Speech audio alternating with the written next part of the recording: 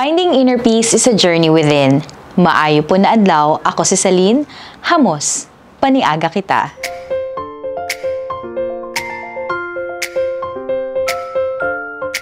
Pirimita na babate ang mga kataga na gusto ko sin peace of mind. Busy sa trabaho, stress, family problems, kag financial status. Damo sin mga factors kay nano ang tawo bombarded sa thoughts and negativities in life. Kaya syempre, human as we are, gusto taman maski papano and magkaugwan peace of mind. Pero papano ba natin ma-achieve an inner peace? From Psalm 29:11, the Lord gives strength to His people. The Lord blesses His people with peace.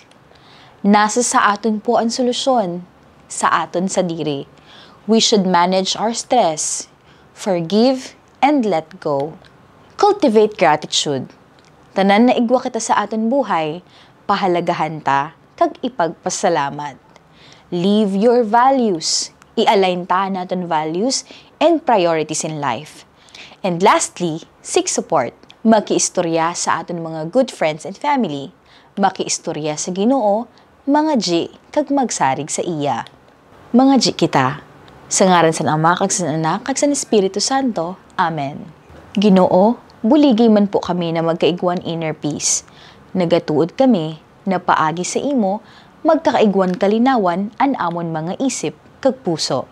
Kami nagapasalamat sa imo presensya kag paghatag san maayo na grasya sa kada adlaw. Nagaayo kami pasensya sa amon mga kakulangan bilang isad na Kristiyano Katoliko. We pray for your blessings and guidance in our journey through life. Amen. Sa ngaran sa Ama, kag sa Anak, kag sa Espiritu Santo. Amen.